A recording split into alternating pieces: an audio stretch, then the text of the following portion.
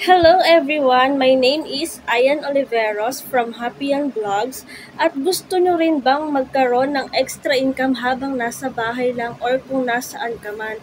Wes, i-download nyo na yung link sa description at sa comment section at tapusin nyo tong video na to para malaman nyo kung paano. So, let's go! Kapag napindot nyo na nga po yung link dito sa description or sa comment section, ay mare-redirect na po kayo dito sa link na to at mapupunta po kayo sa Play Store para i-install itong application na ito. At pagkatapos nyo nga po mag-install ng application na ito, ay mag-login lang po kayo gamit ang inyong valid Gmail account. Tulad po ng nakikita nyo sa screen. So, sa partner ko nga po pala tong account na to kasi yung account ko is wala akong ginamit na referral. So, kapag gumamit po kayo ng referral link tulad na nasa description or comment section, ay magkakaroon po kayo ng free 100 coins tulad po ng nasa taas na yan. Tapos dito po sa scratch it, i-click nyo po yan kasi may free tap to scratch po kayo. So, i-click nyo po yan and then scratch nyo at mananalo po kayo dyan ng coins. Ayan, nanalo tayo ng 399 coins. At ayan po, nadagdag na siya dun sa 100 coins natin kanina. Meron na tayong 499 coins. Playtime games. Ito talaga yung dahilan para dumami yung ating coins. So, continue. And then, accept. Activate now. Para kung sakali may mga ida-download ka na laro is connected siya dito kay mCrypto. So, i-on mo lang yung permit usage access. And then, ayan, tulad niyan guys, yung Bingo Plus na yan, click mo yung play now and then kailangan natin i-install itong application na to kasi lalaruin natin to and every minute may coins po tayong makukuha dito. And then, after nga po pala nun, ay hindi na po natin siya makikita sa My Catalog. Dito na po natin siya makikita sa My Apps kapag na-download nyo na po yung application. At eto nga po pala yung mga tasks. So, kung maglalaro ka po in 1 minute, magkakaroon ka ng 78 coins. Another 1 minute, 81 coins. 2 minutes, 84 coins, and so on. Kapag nagagawa nyo po yun, is ma-unlock po yung ibang task. Ipapakita ko po sa inyo kung paano nangyayari yon or paano tayo nagkakaroon ng coins sa mCrypto gamit itong ibang laro na dinownload natin. So, ganito po yan. Kapag inopen natin yung Bingo Plus or kung ano man yung dinownload nyo na application kasi marami pong pagpipilian dyan. Ako kasi guys, hindi naman talaga ako naglalaro ng bingo, pero nag-stay lang ako dito sa application na to at nagugulat ako na may mga pumapasok din na coins. So, ang ibig sabihin, kailangan ini-open natin tong application na pina-download sa atin and then magkakaroon na tayo ng coins every minute, okay? Meron niya mga task, makikita nyo yan dun sa application ng mCrypto mismo.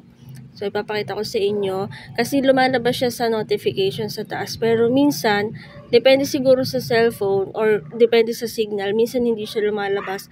Pag pumunta ka mismo dun sa application ng mCrypto, doon mo palang makikita na na-earn mo na yung mga coins. So, dito, papakita ko sa inyo na lumalabas siya sa notification. And then, ayan guys, tulad niyang lumabas na yun na plus 81 coins. Ibig sabihin, naka 1 minute na tayo dito kay Bingo Plus. So, madadagdag yan doon sa ating coins dito sa mCrypto.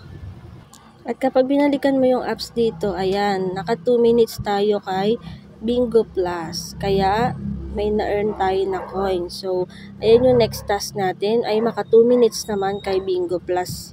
So, ganun lang siya guys, no? Pwedeng manood ka lang dun sa mga live na nagbibingo doon or pwede ka rin maglaro kung gusto mo. Kaso dito kay Bingo Plus kasi kailangan mong mag-deposit. So, kailangan dito. Kaya ako, ang ginagawa ko lang is nanonood-nood lang ako and then scroll hanggang sa matapos yung minutes. And then, madadagdag na yan siya dito sa coins natin. Ayan, di ba? Nadagdagan na yung ating coins. Makikita mo yan dito sa account history. Ayan, tulad niyan sa scratch card, naka 399 tayo. Play games, 78, 81. Yan yung pumunta tayo kanina sa Bingo Plus, nag-scroll lang tayo and then nagkaroon na tayo ng coins. So ayun, ganun lang guys, magparami ng coins dito na marami pong application dyan na pwede nyong i-download guys. Maraming choices at every download nga pala nyo ng application is magkakaroon kayo ng chance na magkaroon ng scratch hit. Tulad nito, nagkaroon na naman tayo ng 390 coins from scratch card. At ito nga pala guys, yung mode of payment natin. So, mababa lang yung minimum para makapag-withdraw. Tulad nito, $0.05. Meron ding $0.31, $5, and $10. Depende po sa inyo kung kailan nyo gusto withdrawin, kung mas malaki ba or ako kasi ang ginagawa ko is kapag $0.3 na or naka 3,000 coins na ako, wini-withdraw ko na. Kasi excited ang person. At makikita nyo rin naman guys dyan yung ibang mga ways para magkaroon ng coins. So ayan, may mga survey offers, app task.